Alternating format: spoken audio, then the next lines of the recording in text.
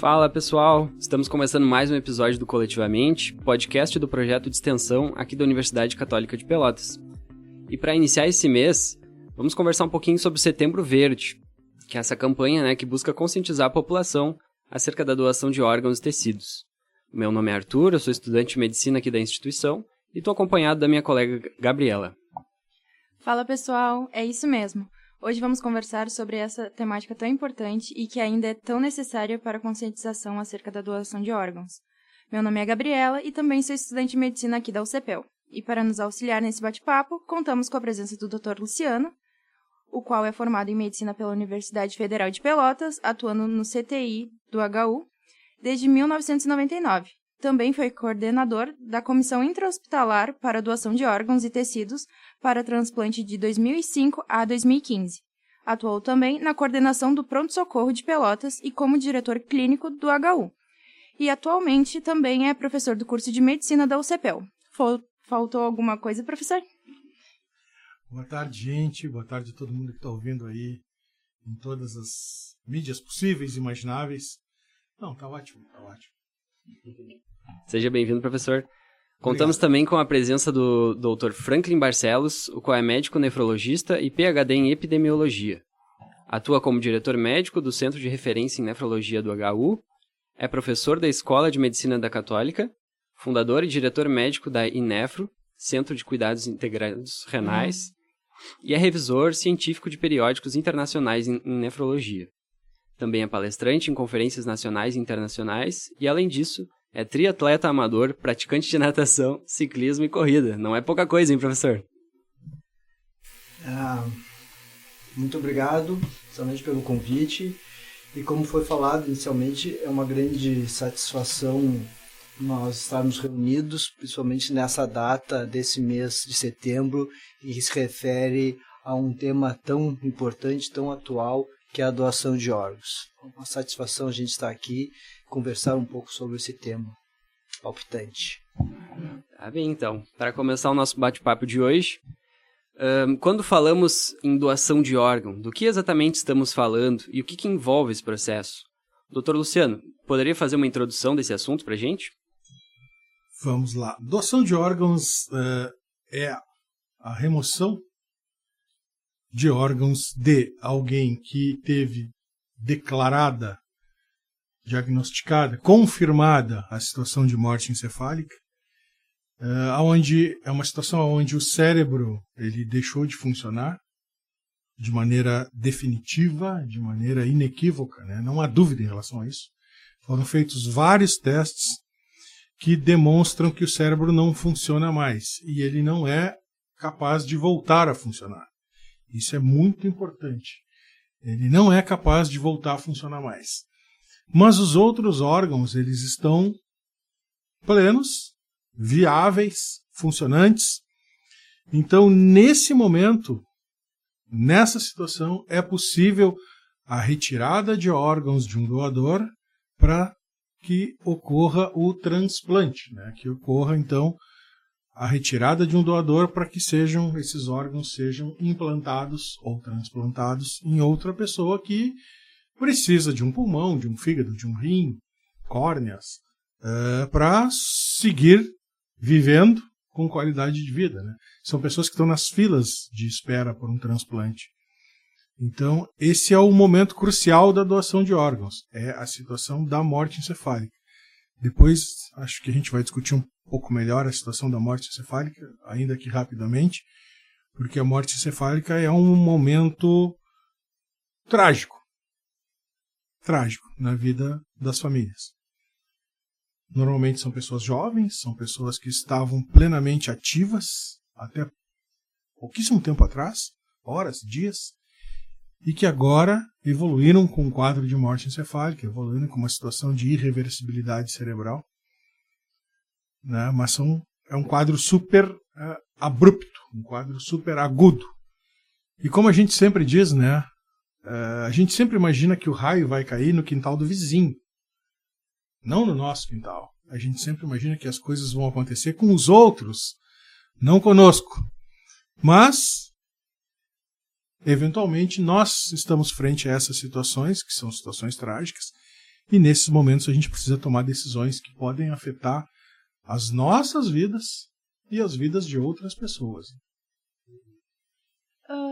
E tem muita gente que não sabe o que pode ou não ser doado. Dá para explicar um pouquinho melhor quais órgãos entram nessa lista? Bom, em princípio, córneas, rins, fígado, pulmão, coração, válvulas cardíacas, que são estruturas que garantem o fluxo do sangue sempre no mesmo sentido, né? Impedem que o sangue ande ao contrário, vamos dizer assim. Pâncreas, ossos, pele, tem muitos órgãos, muitas estruturas, muitas possibilidades de doação. Sempre lembrando que eu estou dando ênfase total para o doador em morte cerebral, tá? Em morte encefálica. Realmente a sociedade doa para a sociedade, nada mais simples que a gente poderia entender, em que uma pessoa veio a falecer e com isso ela vai ajudar ou retribuir, vamos por dentro da sociedade, a ajuda de pessoas, mais em torno de 10, assim como o Luciano falou, todos esses órgãos podem ser disponibilizados e com isso ajudar um grande número de pessoas e às vezes de diferentes idades, com diferentes falências orgânicas. Sim. E outra dúvida comum é que qualquer pessoa, ela pode ser doadora? Como é que funciona esse processo na prática? Assim, tem algum tipo de restrição? Por exemplo, em função de comorbidades do paciente, né, ou do estado de saúde dele? Existem situações específicas que impedem, teoricamente, a doação. Pacientes com doenças infecto-contagiosas em atividade, né, toxoplasmose, pacientes que têm o diagnóstico de HIV positivo, pacientes com hepatites, pacientes com doenças tumorais, algumas excluem, nem todas, algumas excluem, mas cada caso ele é analisado individualmente quando se chega ao diagnóstico da morte encefálica, porque nesse momento, quando temos um paciente preenchendo requisitos para a morte encefálica, nós já fizemos um comunicado para a Central Estadual de Transplantes, que é quem coordena esse processo todo, tanto da condução da doação, quanto da organização do receptor desses órgãos e do ato do transplante em si. Tudo é coordenado na Central Estadual de Transplantes, que é um órgão vinculado à Secretaria Estadual de Saúde, né, vinculado ao governo do Estado, em última instância. Então, existem situações que são chamadas situações limítrofes, onde eu tenho uma doença infecto-contagiosa, mas existe a possibilidade, ainda que não seja algo habitual, de haver a doação, por exemplo, entre pessoas que têm a mesma doença infecto-contagiosa, pacientes com hepatite. Dependendo da urgência, da necessidade naquele momento, é possível que ocorra um transplante, uma doação de órgãos para transplante entre pessoas que tenham hepatite. Então, eu tenho hepatite C, por exemplo, que é um dos tipos tantos de hepatite. É possível que eu, tendo hepatite C, eu possa vir a doar para alguém que tem hepatite C. Embora isso, de novo, né, não seja algo habitual. Habitualmente são feitos vários testes laboratoriais para afastar a presença de doenças infecto-contagiosas. E, eventualmente, também na suspeita de doenças neoplásicas, na suspeita de câncer,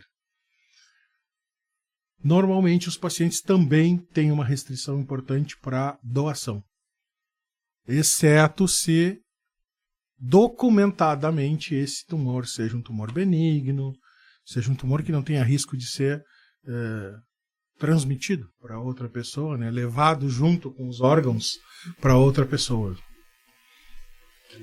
Eu só queria contribuir, ressaltando o que o Luciano falou, né? Não existe uma contraindicação, então todos nós somos potenciais doadores. Não existe um cadastro oficial de lista de doadores. O mais importante é comunicar à família o interesse em vida que tem de doar os órgãos, porque quem vai decidir pela doação de órgãos no Brasil, a legislação do Brasil, são os familiares.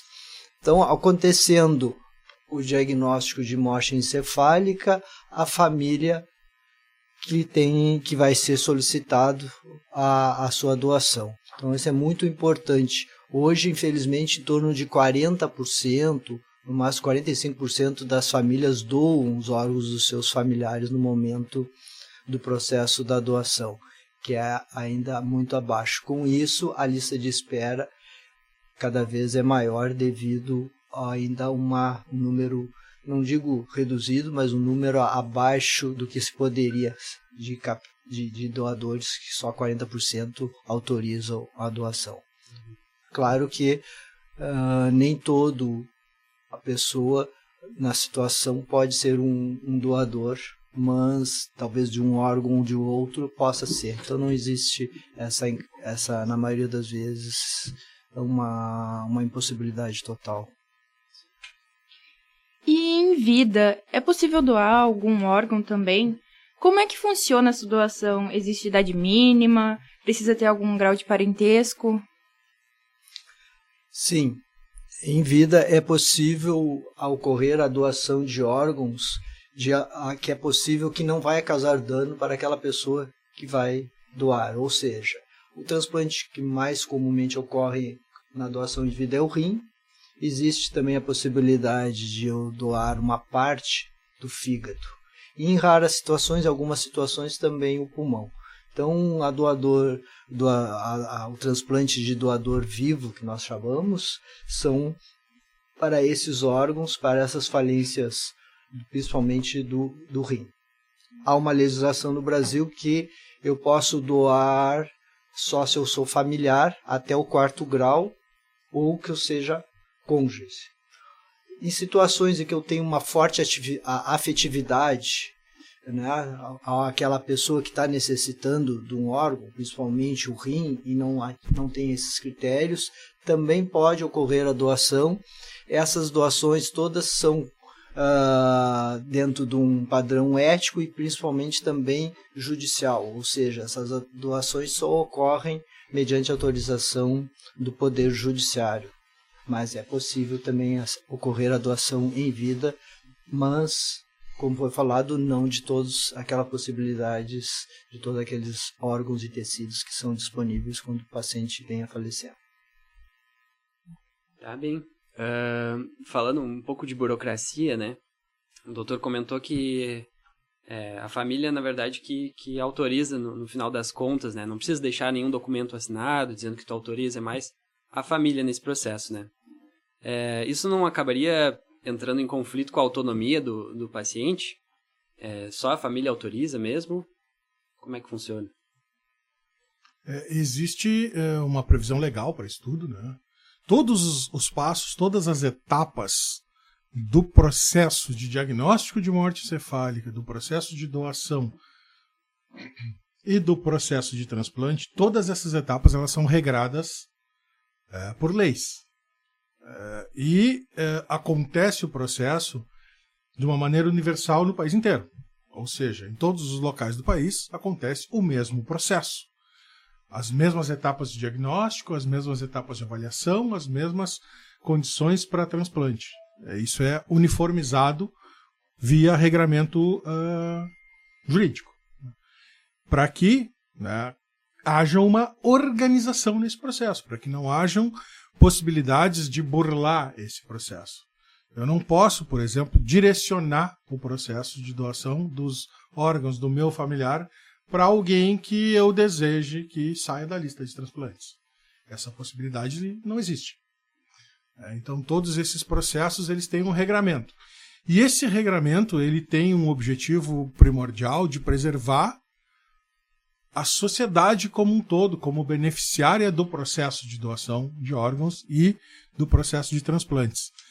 Então, a questão da autonomia, embora seja algo muito importante de ser preservado, algo muito significativo dentro das nossas liberdades individuais, ela não pode se sobrepor à necessidade coletiva. A minha autonomia, ela não pode prejudicar outras pessoas ou deixar de auxiliar outras pessoas. E a partir do momento em que eu estou em morte encefálica, legalmente, no Brasil, eu estou morto. Legalmente eu morri. Eu não existo mais do ponto de vista legal. Embora isso pareça muito duro, né? A pessoa está morta, mas está ali, coração batendo, pulmão funcionando, rim funcionando. Mas é necessário esse regramento para a preservação do processo como um todo e para a preservação de toda a roda que se move a partir do momento em que eu tenho um diagnóstico de morte encefálica e a partir daí eu vou adiante, atrás dos receptores para aqueles órgãos. Então, a questão da autonomia, se nós formos olhar para um aspecto extremamente individualista, egoísta, eu poderia, sim, alegar que a minha autonomia está sendo violada, mas, do ponto de vista de âmbito social, o interesse social é muito superior à minha autonomia pessoal. Burocraticamente, ainda, né, eu sou doador. Mas se a minha família, na hora da morte encefálica, disser que não vai haver doação. E o contrário também é verdadeiro. Eu não sou doador. Se a minha família, na hora da morte encefálica, disser que sim, eu serei doador. Porque a partir do momento em que eu estou em morte encefálica, legalmente, eu estou morto. E, pragmaticamente, mortos não decidem. É por isso que as campanhas de doação de órgãos, elas focam muito na conversa em casa, em que nós devemos discutir em casa qual é a nossa vontade e porque a nossa vontade, como o Luciano falou, só vai se concretizar a partir da assinatura da concordância da família.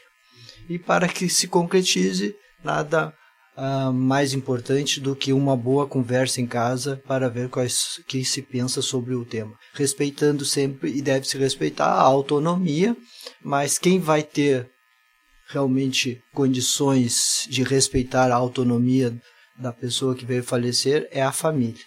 Muito importante essa conscientização, e aí nós vemos muitas pessoas falando, né? A gente vê na televisão astros discutindo, expondo a sua vontade que ele é um doador. É isso que nós devemos expor, a nossa vontade, e também temos que aceitar a vontade das pessoas que por acaso não têm o interesse de doar, e para não ficar, como o Luciano falou, que às vezes pode tomar a decisão ao contrário, que seja uma decisão bem tranquila. E espaços como este, de discussão, de divulgação, são fundamentais para que esses números que são tão duros, 40, 50, 60 mil pessoas no país aguardando uma doação, esses espaços como esse, eles são fundamentais para que justamente essas conversas aconteçam não no momento da tragédia, não no momento mais delicado daquelas famílias, daquelas pessoas, mas aconteçam antes. E isso, de certa forma, tira um pouco do peso de decisão da família, que já está abalada por uma situação trágica, uma situação aguda, uma situação absolutamente não esperada e jamais imaginada por ninguém, porque nós não esperamos isso, nós não imaginamos que isso vai acontecer conosco. Mas sim, se as famílias já conversaram, já discutiram, já debateram, já chegaram lá a alguma conclusão em relação às vontades, aos desejos. Eu desejo que, quando a minha vida acabar, eu possa continuar ajudando outras vidas. Se a minha família tem isso claro, no momento em que a minha família tiver que decidir isso, de verdade, assinar, tomar um compromisso, firmar um compromisso oficial, vai ser muito mais fácil para eles. Vai ser muito menos doloroso para eles. Porque vai evitar de eles terem que tomar uma decisão no momento em que eles estão sendo informados que eu morri. Evita uma potencial culpa também depois, né? Minimiza sofrimento. Minimiza sofrimento. E a doação de órgãos, existem vários estudos mostrando isso. A doação de órgãos minimiza o sofrimento do luto de um número muito significativo de familiares. Porque, de certa forma, e aqui a gente abre aspas gigantescas, essa pessoa que morreu continua ajudando outras pessoas. E isso traz alento para as famílias enlutadas. Fecha as aspas gigantescas. De certa forma, isso traz algum alívio em saber que o meu familiar morreu, mas ele, ainda morto, seguiu ajudando outras pessoas, proporcionando qualidade de vida para outras pessoas, proporcionando uma situação de vida mais digna para outras pessoas. Porque por mais que as coisas tenham evoluído, né, Franklin, no sentido de suporte, hemodiálise, suporte cardíaco, suporte pulmonar, suporte isso, aquilo, aquele outro, as pessoas que estão nessas listas têm uma dificuldade enorme, por exemplo, de conseguir trabalhar, de conseguir produzir, de conseguir sustentar suas famílias. Elas acabam se tornando muito dependentes do Estado, como mantenedor desse sistema todo gigantesco que é o sistema público aqui no Brasil. Aliás, o Brasil é o maior sistema transplantador público do mundo. Números absolutos perde para os Estados Unidos, mas a imensa maioria dos transplantes que acontecem nos Estados Unidos são privados, convênios ou privados. Aqui é justamente o contrário. Aqui no Brasil, 85, 90% dos transplantes são do sistema público de saúde. Não existe nada de graça, né? A gente paga impostos para isso. Né? Mas isso proporciona com que todas as camadas da população tenham acesso a um serviço de excelência. Tanto os serviços de manutenção, quantos pacientes tem na hemodiálise lá, do hospital? Tem em torno de 150 pacientes. 150 pacientes que 2, 3 vezes por semana, 3 vezes por semana, ficam 4 horas lá numa máquina, filtrando o sangue que o rim não consegue filtrar, né? Esperando, uma parte muito significativa deles estão esperando um rim. Para poder, entre outras coisas, voltar a tomar água, né? Isso é uma coisa também a se discutir. E esperando um rim para poder, entre outras coisas, voltar a trabalhar, voltar a sustentar sua família, voltar a ter uma vida. Uma vida. Reforçando o que o Luciano comentou, que o Brasil tem um dos maiores programas de transplantes públicos do mundo. E esse programa ele é coordenado pelo Sistema Nacional de Transplante junto com as centrais de transplantes estaduais. E esse é um programa de transplante em que tem várias etapas e ele é totalmente aberto, vamos dizer assim, quem está listado, e aí existem critérios para receber aquele órgão, e esses critérios são baseados principalmente na compatibilidade sanguínea, por tempo de espera e no critério de urgência. Então, não existe essa lista nacional baseado nesses critérios.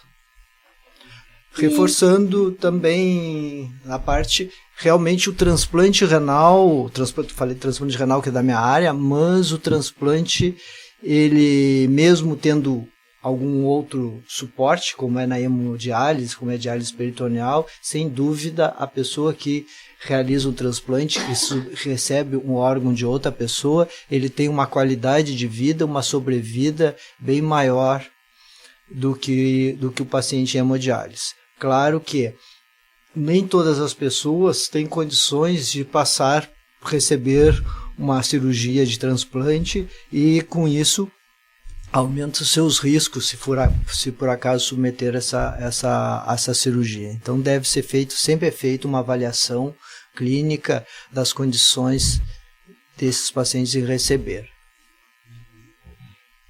E para isso tudo acontecer, assim, em que momento nós, quanto profissionais de saúde, a gente pode estimular essa conversa com os familiares para a doação? Essa é uma colocação bem interessante. Eu te diria que em todos os momentos possíveis, todo lugar é lugar para discutir o desejo de ser doador ou não ser doador. As pessoas têm direito de não serem doadoras, e está tudo certo. Todos os lugares são lugares para discutir ser ou não ser doador, discutir as vontades, discutir os desejos das pessoas, né? Eu gostaria de ajudar, eu não quero ajudar, enfim, né? Temos um arbítrio para isso. E isso, ambientes acadêmicos são os ambientes mais propícios para essa discussão, mas não adianta nada essa discussão ficar confinada ao espaço acadêmico. Ela tem que sair do ambiente acadêmico e entrar na casa das pessoas. Momentos onde tivemos mais transplantes no Brasil foram momentos onde as novelas da Globo tinham algum personagem que precisava ou que fez algum transplante. E eu me lembro agora de uma novela, que eu não sei o nome, onde o Reinaldo Gianecchini fez um transplante cardíaco. Não vou lembrar o nome. Não sou um noveleiro quanto o Márcio, tá? Não vou poder te ajudar também. Agora ninguém assiste novela, né? Mas nesse momento houve um boom de explosão de transplantes no Brasil. Depois passou. Acabou a novela, né? Passou. Então, essa informação, ela precisa chegar dentro da casa das pessoas. E aí, nós vamos lá. Não adianta nada a gente discutir doação, morte cefálica, desejos, vontades, legislação, isso, aquilo, aquele outro, entre a UTI e a nefro. Tem que ser discutido lá no ambiente da comunidade. Tem que ser discutido nas igrejas, tem que ser discutido nas rodas de conversa, tem que ser discutido em todos os ambientes possíveis. Quanto mais houver essa discussão, menor vai ser o número de pessoas que estão nessas filas esperando órgãos. Porque a partir do momento que a sociedade como um todo se torna mais informada, se torna capaz de, com informação, decidir as suas vidas, seus desejos, o número de doações, obviamente, que tende a aumentar. Só reforçando bem, por isso que a gente falou da importância da conscientização. O que acontece, na maioria das vezes, como o Luciano falou, quando existe quando uma novela, aumenta o número de doações, ou seja, diminui as negativas, e depois cai porque as pessoas, em outro momento, não veem a importância de doar. O mais importante é a gente manter nesses valores altos. As equipes continuam as mesmas, o número de equipes habilitadas são as mesmas. Por que diminuiu o transplante? Porque diminuíram as doações do ponto de vista, houve as recusas dos familiares. Então, sem dúvida, um dos entraves, vamos dizer, para que não ocorra maior número de transplantes, ainda é a negativa. A negativa no sentido pelo desconhecimento. Né? Se a gente tem dúvida, a gente nega. E esse é o principal motivo. Claro que em algumas situações, principalmente no Brasil, que ele é imenso, vamos dizer, nós não podemos oferecer, às vezes, uma estrutura hospitalar, uma estrutura logística tão boa que também impedem que ocorra a doação. Hoje nós sabemos que as companhias aéreas todas favorecem o transporte de órgãos. Eu vim a semana passada, vim agora domingo do Rio de Janeiro e veio 2 órgãos para aqui para do Rio Grande do Sul, vindo lá do Rio de Janeiro, no mesmo voo. Isso é muito importante, essa logística. Se nós não tivéssemos essa logística, não teríamos como chegar esses órgãos a uma distância maior, né, do que nós teríamos via terrestre. Então é importante também salientar essa parte da negativa e também da logística. Sim, sim. E a gente falou antes da fila também, né? Alguém poderia explicar pra gente como é que funciona a fila? Como é que se define a ordem, né? Quais são os critérios? A fila é única, ela é organizada pelo Sistema Nacional de Transplante junto com as suas centrais. Então ela é organizada pelo Ministério da Saúde e pelo SUS. O critério principal é a compatibilidade e a urgência. Não existe uma fila única. Hoje eu estou vamos pegar, por exemplo, o rim. Não existe uma posição, eu estou em primeiro, o rim que vier vai ser meu. Não, depende da compatibilidade sanguínea e depende também, às vezes, do critério de urgência. Tem outros pacientes que são elencados como urgentes, porque não tem condições de realizar hemodiálise, então eles passam também na frente. Assim também que existe uma diferenciação por idade, ou seja, abaixo de 18 anos tem uma preferência dos órgãos em relação aos adultos. Essa questão das filas ela é muito complexa e é, de certa forma, difícil de entender o porquê que, às vezes, o primeiro da fila, que teoricamente deveria ser o próximo, não é o próximo. E isso também abre, quando a informação ela é ausente, ou ela, pior do que ausente, ela é distorcida, isso abre uma margem muito grande para mais distorções ainda, né? A gente pode pegar alguns casos que são mais emblemáticos, assim, tipo Faustão agora, que fez vários transplantes. Muito provavelmente o Faustão entrou como critério de gravidade máxima para ter vários órgãos disponibilizados. Os rins são os órgãos mais disponibilizados para transplante no Brasil. Córneas e rins, né? Coração, pulmão, fígado, eu inverti a ordem. Fígado, coração e pulmão são os seguintes. O Brasil, ano passado, 2024, fez mais ou menos 25 mil, se não me falha a memória, transplantes. Se não me falha a memória, é 25 mil. E tudo isso é muito recente. A primeira lei que falou sobre, que organizou esse processo no Brasil, é de 1997. A primeira lei que fez isso. Você sabe o que aconteceu em 1997? Foi um dos anos mais importantes da história da humanidade. Eu me formei. Não, é muito recente isso tudo. É muito recente. A gente está falando de 20 e poucos anos. Quase 30 anos. E nesses quase 30 anos, houveram muitos aspectos evolutivos que garantem que hoje o transplante, a doação transplante no Brasil, seja uma das mais seguras do mundo. Porque todos os processos e todos os protocolos, eles são regrados, são regulamentados por leis. Os testes que são feitos são regulamentados por leis, com o embasamento e o apoio técnico do Conselho Federal de Medicina. Mas existe uma lei e um correspondente parecer do Conselho Federal de Medicina que normatiza isso tudo no Brasil inteiro. Em todos os lugares do país ocorre do mesmo jeito. Então, isso é um aspecto muito importante. O primeiro transplante no Brasil foi um transplante renal, feito em 64. Ou seja, antes do período das regulamentações. E isso, lá em 64, foi um rim de uma criança que foi implantado num adulto. Lá em 64, obviamente que as coisas não contavam com os aspectos de segurança para todas as partes envolvidas, para o diagnóstico da morte cefálica, para a doação, para o transplante e para o segmento pós-transplante, que também é algo bem importante. Obviamente que em 64 as condições de segurança não eram as mesmas que nós temos hoje, em todos os aspectos. Então, hoje, o Brasil conta com um processo extremamente seguro, extremamente tranquilo em relação a diagnósticos, processos e transplantes.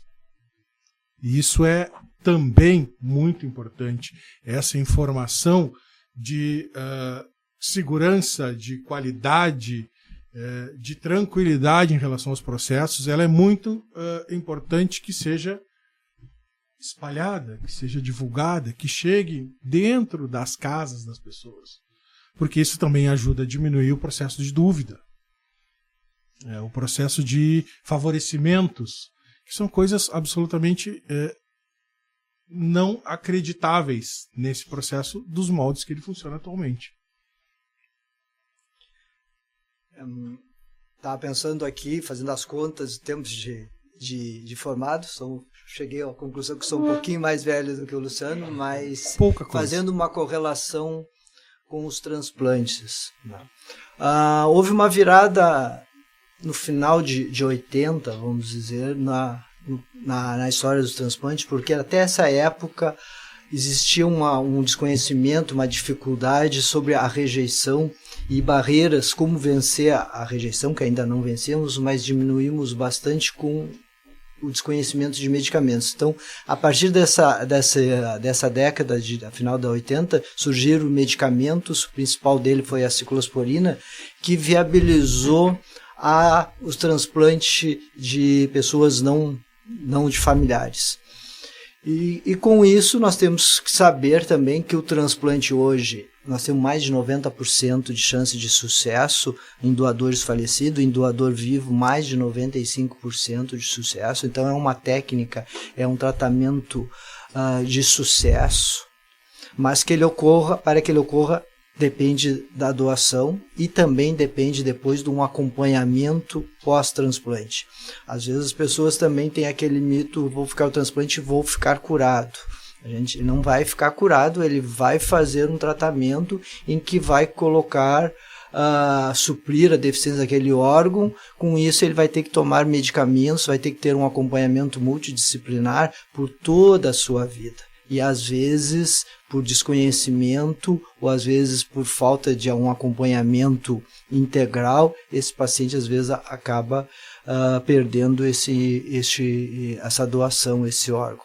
Então é muito importante o processo doação-transplante, ele é muito longo do ponto de vista porque ele se estende após a realização do transplante. E trazendo um pouco para a nossa realidade de Pelotas, como é que funciona a doação de órgãos aqui? É feito os transplantes aqui? Como funciona a captação? E como que funciona, assim? Resumidamente, assim, a partir do momento que a gente tem um paciente que preenche os critérios para avaliação de morte encefálica, né, de morte cerebral, é aberto um protocolo, que é exatamente o mesmo protocolo que é aberto no Brasil inteiro. É aberto um protocolo, esse protocolo consta de 2 exames clínicos que são feitos por 2 médicos diferentes e nenhum desses médicos pode fazer parte da equipe de remoção de órgãos nem da equipe de transplante, para evitar aquela questão de conflito de interesses, né? Além desses 2 testes clínicos, é feito um teste chamado de apneia, que é um teste para ver se a pessoa consegue respirar ou não. Quem ainda tem função cerebral vai respirar durante esse teste. Quem não tem função cerebral ativa mais vai ficar lá 10 minutos sem conseguir ter um único movimento respiratório. E além disso ainda é feito uma 4ª etapa, que é um exame de imagem. Logisticamente para nós, lá no Hospital São Francisco de Paula, o exame de imagem preferido é uma cintilografia cerebral. Eu vou lá, injeto um contraste venoso, e esse contraste vai circular pelo corpo todo, e eu vou lá no cérebro desta pessoa e marco o quanto ele circula lá dentro. Como o cérebro é o órgão mais importante que nós temos e que tem uma taxa de metabolismo mais alta que qualquer outro órgão, ele também tem uma taxa de circulação sanguínea mais alta do que qualquer outro órgão. A partir do momento que eu estou medindo, o aparelho está me dizendo tem circulação ou não tem circulação.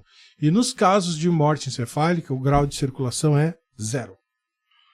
Eu não tenho sangue circulando dentro do cérebro. Então, um teste clínico, segundo teste clínico, um teste de apneia, um exame de imagem, todos eles concluídos, eu posso definir, cheguei ao diagnóstico, de que aquela pessoa está em morte encefálica. Ponto. Acabou esse processo. A partir daí, a família é entrevistada para saber se a família autoriza ou não autoriza a doação de órgãos daquela pessoa que acabou de falecer. Sim, a família autorizou a doação. A central de transplantes já está ciente de todas essas etapas e a central de transplantes então vai começar a procurar receptores, que são compatíveis com aquela pessoa. Peso, tamanho, idade, enfim. A partir disso, quando todos os exames laboratoriais que são obrigatórios também foram concluídos, e esses exames têm o objetivo fundamental de afastar doenças infecto-contagiosas, em primeiro lugar. Em segundo lugar, avaliar quais são os órgãos que estão viáveis para serem transplantados. Vem uma equipe também organizada pela Central Estadual de Transplantes. Via de regra, essa equipe vem de Porto Alegre, transporte aéreo, normalmente. Faz a remoção aqui no Hospital São Francisco de Paula.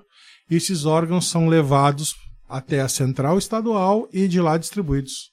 Ou, eventualmente, saem daqui direto para o receptor que já está aguardando já está no hospital, aguardando que o seu órgão chegue, vamos dizer assim. Muito objetivamente, essas são as etapas do processo de morte encefálica até o processo da retirada dos órgãos. Depois tem coisas importantes para falar sobre isso também, mas eu acho que vocês vão colocar mais adiante. Né? Em relação ao transplante em Pelotas, aí o Franklin é a pessoa mais capacitada e habilitada para falar sobre. Né? Pois eu ia perguntar para o doutor como é que é a questão da nefrologia aqui, né? É uma referência regional? A gente tem esse tipo de transplante renal aqui? Como é? Como o Luciano falou, são etapas dentro do processo doação-transplante em que são várias equipes que são habilitadas e treinadas. A primeira é aquela equipe que é treinada para o diagnóstico de morte encefálica, já dentro de uma estrutura acadêmica ou mesmo não acadêmica de identificação do paciente estar em morte encefálica, fazendo esse diagnóstico. Essa equipe entra em contato com outra equipe que é formada para a doação de órgãos, entrar todo o protocolo, ou seja, os exames que são específicos para aquela pessoa que veio falecer, que precisa ser solicitada, se foi feito todo checado, se foi feito todos os exames necessários para comprovar o diagnóstico de morte encefálica. Essa segunda equipe entra em contato com a central de transplante, que é uma central a cada estado, na maioria dos estados tem, se não tem outra que é coordenada, para agilizar esse processo de retirada dos órgãos, que vai vir outra equipe. Então já estamos na terceira equipe em que vai retirar esses órgãos, vai ir de acordo com a idade do paciente, ele vai ser possível ser doador de múltiplos órgãos ou de alguns órgãos, e esses órgãos voltam para a central de transplante e ela entra em contato com as equipes que são habilitadas para realizar esse transplante. Então nós temos a última equipe, que seria as equipes habilitadas para realizar o transplante, que não participou das outras etapas. Aqui em Pelotas, o Hospital São Francisco de Paula é o único hospital da região sul que ela tem uma equipe habilitada para realizar o transplante renal. E são poucas e algumas outras do estado e outras em Porto Alegre. Então essas equipes têm uma lista de espera dos seus pacientes e a central de transplante que entra em contato para ver aquela paciente que está e viabilizar a vinda desse órgão. Pode ser aqui, pode ser para Caxias do Sul, pode ser para outro local que vai ocorrer o implante, ou seja, o transplante daquele órgão. Então, muito obrigada, gente. Nossa conversa foi muito boa e enriquecedora. Acho que ficou bem esclarecido que a doação de órgãos é muito mais simples e respeitosa do que a gente imagina. E o mais importante, lembrar de conversar com a família sobre essa decisão, porque no fim das contas esse gesto pode salvar muitas vidas. Exatamente. A gente poderia ficar falando horas aqui sobre esse assunto que é tão abrangente, né? Mas eu gostaria de agradecer imensamente a presença dos nossos ilustres professores. Muito obrigado, então, por topar participar do nosso projeto e contribuir para que mais pessoas tenham acesso à educação em relação à doação de órgãos. Eu só gostaria de dar talvez um esclarecimento final que me parece muito importante. Assim. A partir do momento que os órgãos são retirados, como que essa pessoa é devolvida para a família? Isso é muito importante a gente esclarecer também, por quê? Como qualquer outra cirurgia, obviamente que aquele paciente terá cicatrizes. Mas, vamos doar córneas. Ele vai ficar sem os olhos? Não vai ficar sem os olhos. São colocadas próteses de aspecto físico, né, igual à coloração do olho, ao tamanho do olho, enfim. E o paciente ele é devolvido aos familiares em plenas condições, obviamente que com cicatrizes, mas em plenas condições para que sejam realizados todos os ritos velatórios habituais, de acordo com cada família, de acordo com cada religião, de acordo com cada cultura.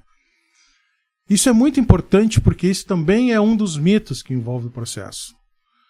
Então, o corpo ele é devolvido à família nas condições iguais às que ele apresentava antes do processo cirúrgico de remoção de órgãos. Obviamente que com marcas de cicatrizes, que também são protegidas, né, pelas vestes, enfim.